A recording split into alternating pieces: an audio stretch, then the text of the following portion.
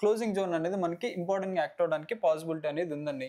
Price up side ఉందనుకోండి, closing zone ఎలా act అవడానికి పాసిబిలిటీ అనేది ఉంది. ఇక్కడ ఎంతైతే ప్రైస్ రేంజ్ ఉందో అదే ప్రైస్ రేంజ్ ఇక్కడ ఉంది కదా, ఇక్కడ ఎంత టైం పట్టింది బయర్స్ ప్రైస్ అప్ సైడ్ తీసుకెళ్ళడానికి? అంటే ఇది ఎలా అర్థం చేసుకోవచ్చు మనం?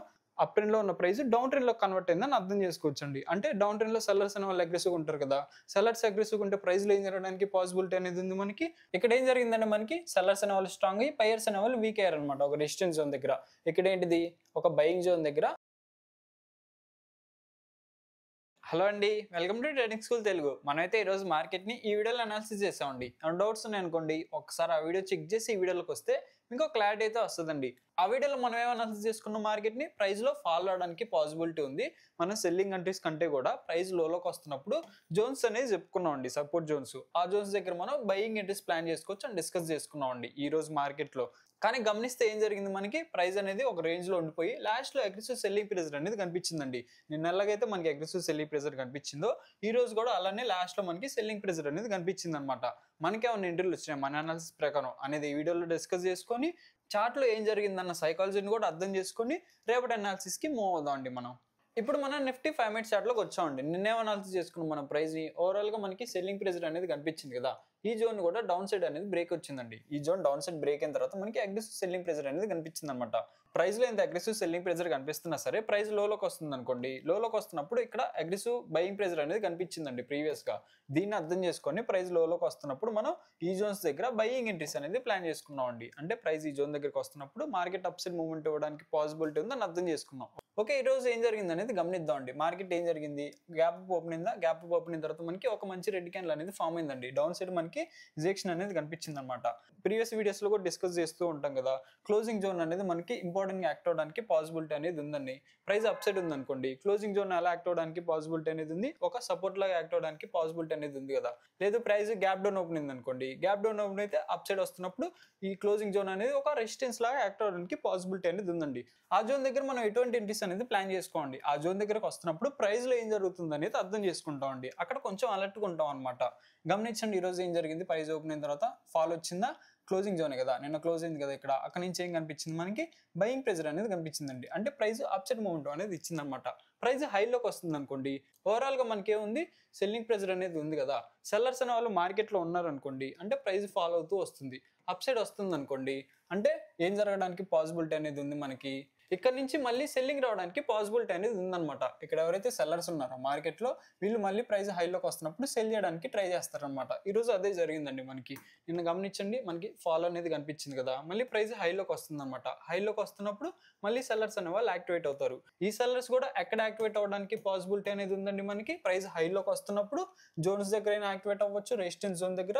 లేదు ఎక్కడి నుంచి మనకి ప్రీవియస్ గా అగ్రెసివ్ సెల్లింగ్ ప్రెజర్ వచ్చిందో ఆ జోన్స్ దగ్గర నుంచి అయినా సెల్లర్స్ అనే వాళ్ళు యాక్టివేట్ అవ్వడానికి పాసిబిలిటీ అనేది ఉందండి. ప్రైస్ అనేది ఒక డౌన్ ట్రెండ్ లో ఉందనుకోండి, హైలోకి వస్తున్నప్పుడు మనకి సెల్లింగ్ ప్రెజర్ రావడానికి పాసిబిలిటీ అనేది ఉందండి. లేదు ప్రైస్ అనేది ఒక అప్ ట్రెండ్ లో ఉందనుకోండి, ప్రైస్ లోకి వస్తున్నప్పుడు మనకి బయింగ్ ప్రెజర్ రావడానికి పాసిబిలిటీ అనేది ఉందన్నమాట. ఇలా అర్థం చేసుకుంటాం మన ప్రైస్ ని. ఈ రోజు గమనించండి, మనకి ప్రైస్ హైలోకి వచ్చిన తర్వాత ఏం జరిగింది, ఈ జోన్ దగ్గర సెల్లింగ్ ప్రెజర్ అనేది వచ్చిందండి. ఓకేనా, అగ్రెసివ్ సెల్లింగ్ ప్రెజర్ అనేది వచ్చింది. ఫాల్ వస్తూ ఎక్కడ వరకు వచ్చింది, మళ్ళీ ఏదైతే మన క్లోజింగ్ జోన్ ఉందో ఆ క్లోజింగ్ దగ్గరికి వచ్చిందండి. అక్కడ నుంచి గమనించండి, ప్రైస్ అనేది స్లోగా అప్ సైడ్ మూవ్ అవుతూ ఉందండి. ఈ మూవ్ మొత్తాన్ని గమనించారనుకోండి, ఇక్కడ బయర్స్ అనే వాళ్ళు కొంచెం వీక్ అయ్యారండి. ఇక్కడ గమనించండి, ఇక్కడ బయర్స్ అనే వాళ్ళు కొంచెం స్ట్రాంగ్ ఉన్నారనమాట. ఈ రేంజ్ ని గమనించండి, ఇది మొత్తం ఒక రేంజ్ కదా, ఈ రేంజ్ లోనే కదా ప్రైస్ అనేది ట్రేడ్ అయింది. ఇక్కడ గమనించండి బయింగ్ ప్రెజర్ ఎలా ఉంది, కొంచెం టైంలోనే ప్రైస్ ని అప్ సైడ్ తీసుకెళ్లారండి బయర్స్. కానీ ఇదే మూవ్ కదా, ఇక్కడ ఎంతైతే ప్రైస్ రేంజ్ ఉందో అదే ప్రైస్ రేంజ్ ఇక్కడ ఉంది కదా, ఇక్కడ ఎంత టైం పట్టింది బయర్స్ ప్రైస్ అప్ సైడ్ తీసుకెళ్ళడానికి? అంటే ఇది ఎలా అర్థం చేసుకోవచ్చు మనం, ఇక్కడ బయర్స్ అనే వాళ్ళు కొంచెం వీక్ గా ఉన్నారని అర్థం చేసుకోవచ్చు కదా ఈ మూవ్ లో. అలా అర్థం చేసుకుంటాం అండి ప్రైస్ ని. ఓకేనా, ఇక్కడ ఇలా జరిగింది, మళ్ళీ నెక్స్ట్ ఏం చేయాలి అనేది గమనిస్తాం అనమాట. ఎక్కడ వరకు వచ్చింది ప్రైస్, నెక్స్ట్ జోన్ దగ్గరికి వచ్చిందండి. ఈ జోన్ నుంచి ప్రీవియస్ గా సెల్లింగ్ ప్రెజర్ అనేది వచ్చింది అనమాట. ఇది మళ్ళీ ఎలా యాక్ట్ అవడానికి పాసిబిలిటీ అనేది ఉంది, ఇక్కడ నుంచి సెల్లింగ్ వచ్చింది కాబట్టి ఇది మళ్ళీ రెసిస్టెన్స్ లాగా యాక్ట్ అవడానికి పాసిబిలిటీ అనేది ఉందండి. పాసిబిలిటీ మాత్రమే ఉందండి, అక్కడ నుంచి ఖచ్చితంగా సెల్లింగ్ వస్తుందని కాదు, పాసిబిలిటీ అనమాట. ఆ జోన్ దగ్గర వస్తున్నప్పుడు ఏం జరుగుతుంది అనేది గమనిస్తాం.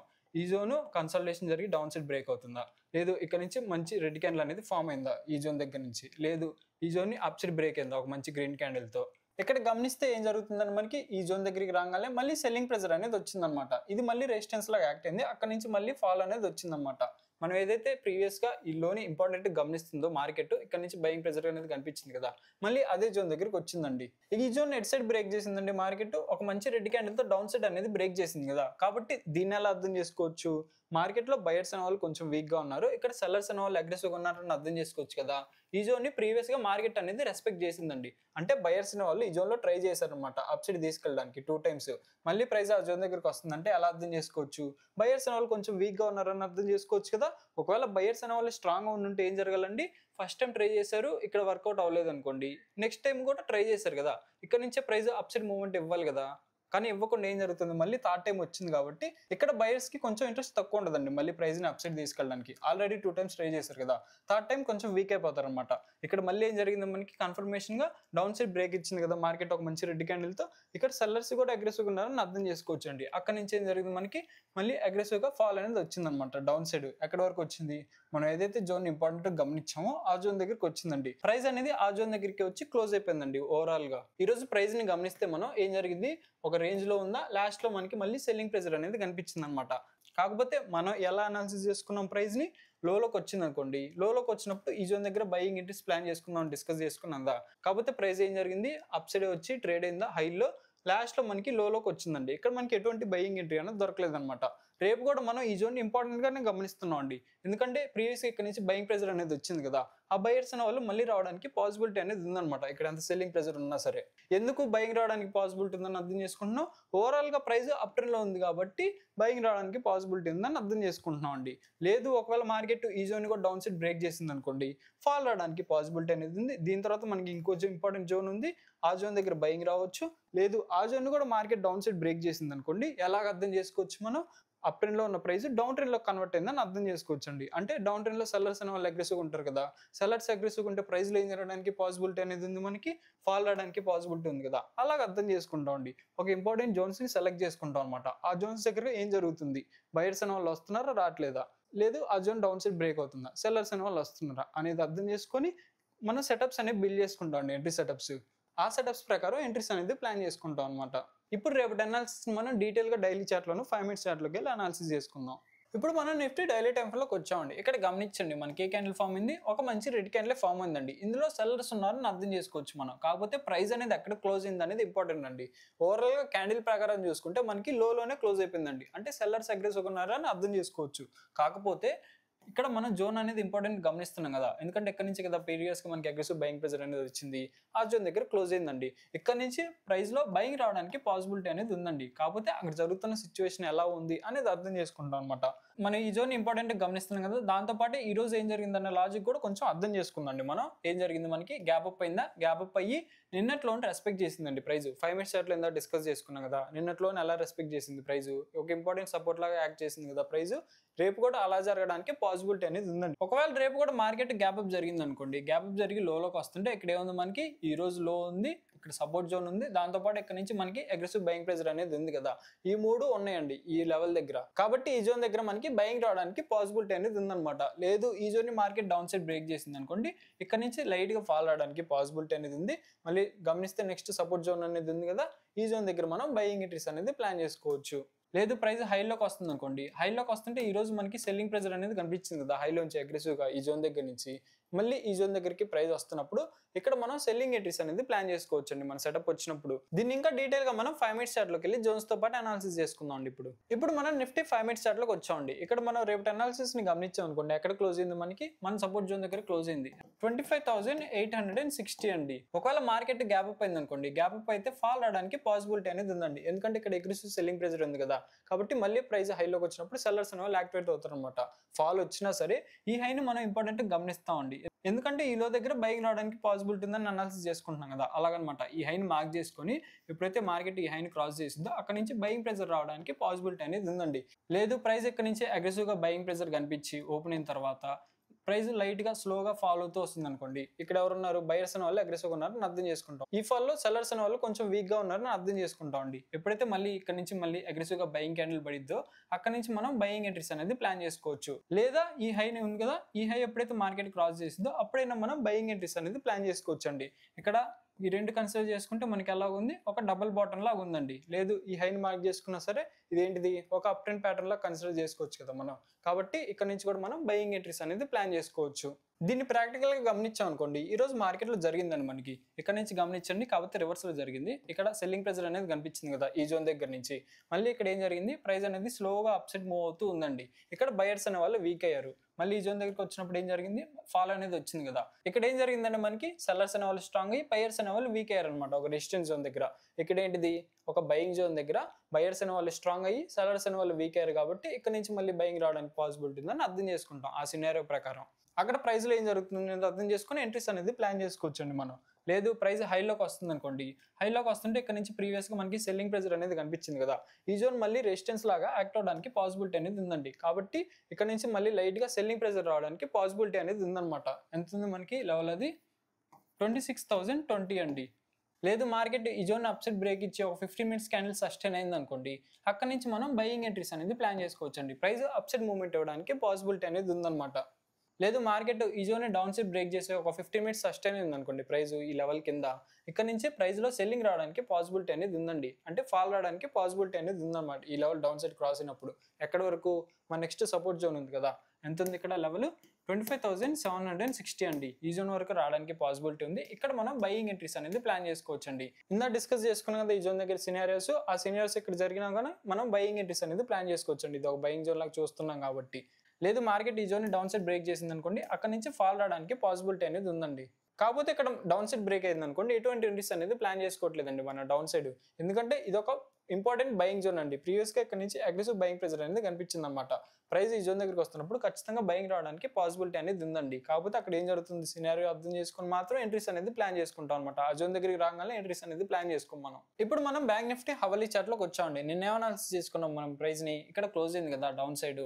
దీన్ని మనం ఇంపార్టెంట్ గమనించామండి ఈ లెవెల్ ని. ప్రీవియస్ గా ఇక్కడ నుంచి మనకి బయింగ్ ప్రెజర్ అనేది వచ్చింది కదా, కాబట్టి మళ్ళీ ప్రైస్ ఈ జోన్ దగ్గర ఉంది కాబట్టి ఇక్కడ నుంచి కూడా ప్రైస్ లైట్ గా బయింగ్ రావడానికి పాసిబిలిటీ ఉందని అర్థం చేసుకున్నాం అండి. ఎప్పుడైతే మార్కెట్ ఈ జోన్ డౌన్ సైడ్ బ్రేక్ చేసిందో ఇక్కడ నుంచి సెల్లింగ్ రావడానికి పాసిబిలిటీ ఉందని అర్థం చేసుకున్నాం. ఇదే అండి ఇక్కడ గమనించండి, ప్రీవియస్ గా ఇక్కడ నుంచి మనకి బయింగ్ ప్రెజర్ అనేది కనిపించింది కదా, మళ్ళీ ఆ జోన్ దగ్గరికి ప్రైస్ అనేది వచ్చింది. ఏం జరిగింది ప్రైస్ లో, ఇక్కడ గమనించండి ఏం జరిగింది, మనకి గ్యాప్ అప్ అనేది ఓపెన్ అయిందండి. అంటే ఇక్కడ బయింగ్ ప్రెజర్ ఉన్నట్టు అర్థం చేసుకోవచ్చు కదా. ఇక్కడ నుంచి ప్రైస్ అప్సైడ్ మూవ్మెంట్ అనేది ఇచ్చింది అనమాట. దాంతోపాటు ఇంకోటి ఏం డిస్కస్ చేసుకున్నాం, దీన్ని ఇంపార్టెంట్ గమనించండి. ఇది సెల్లింగ్ ప్రెజర్ వచ్చింది కదా ప్రైస్ లో, ప్రైస్ మళ్ళీ ఈ జోన్ దగ్గరికి వస్తున్నప్పుడు ఇక్కడ మనం సెల్లింగ్ ఎంట్రీస్ అనేది ప్లాన్ చేసుకున్నాం. కాకపోతే ఈ రోజు బ్యాంక్ నిఫ్టీ మొత్తం ఒక రేంజ్ లో ఉండిపోయింది కదా, మనకి ఎటువంటి ఎంట్రీస్ అనేది దొరకలేదండి. ఓకేనా, ఇది డౌన్ సైడ్ బ్రేక్ అవ్వలేదు, దాంతోపాటే ప్రైస్ అనేది ఈ జోన్ వరకు రాలేదన్నమాట. కాబట్టి మనం ఎటువంటి ఎంట్రీస్ అనేది తీసుకోలేదండి ప్రైస్ లో. రేపటి అనాలిసిస్ ని గమనించాం అనుకోండి, రేపు కూడా మనం ఈ జోన్ ఇంపార్టెంట్ గమనిస్తున్నాం అండి. ఎంత ఉంది మనకి లెవెల్, అది 58,680 అనమాట. ఈ జోన్ ఇంపార్టెంట్ గమనిస్తున్నాం అండి. ఈ జోన్ ఎప్పుడైతే మార్కెట్ డౌన్ సైడ్ బ్రేక్ చేసి ఒక 15 మినిట్స్ సస్టైన్ అయిద్దో అక్కడ నుంచి మనం సెల్లింగ్ ఎంట్రీస్ అనేది ప్లాన్ చేసుకోవచ్చు అండి. ప్రైస్ లో ఫాల్ రావడానికి పాసిబిలిటీ అనేది ఉందన్నమాట. ఎక్కడ వరకు రావడానికి పాసిబిలిటీ అనేది ఉందండి, మన నెక్స్ట్ సపోర్ట్ జోన్ ఉంది కదా, ఎంత ఉంది ఇక్కడ 58,240 అండి. ఈ జోన్ వరకు రావడానికి పాసిబిలిటీ అనేది ఉంది. ఇక్కడ మనం బయింగ్ ఎంట్రీస్ అనేది ప్లాన్ చేసుకోవచ్చు అండి. లేదు ప్రైస్ హైలోకి వస్తుంది అనుకోండి, హైలోకి వస్తుంటే ఈ రెండు హైని మార్క్ చేసుకోండి. ఎప్పుడు మనం బయింగ్ ఎంట్రీస్ అనేది ప్లాన్ చేసుకుంటాం, ఎప్పుడైతే ఈ హైని మార్కెట్ అప్సైడ్ బ్రేక్ చేసి ఒక 15 మినిట్స్ క్యాండిల్ సస్టైన్ ఇద్దో అక్కడ నుంచి మనం బయింగ్ ఎంట్రీస్ అనేది ప్లాన్ చేసుకోవచ్చు అండి. అక్కడ నుంచి ప్రైస్ అప్సైడ్ మూవ్మెంట్ ఇవ్వడానికి పాసిబిలిటీ అనేది ఉందన్నమాట.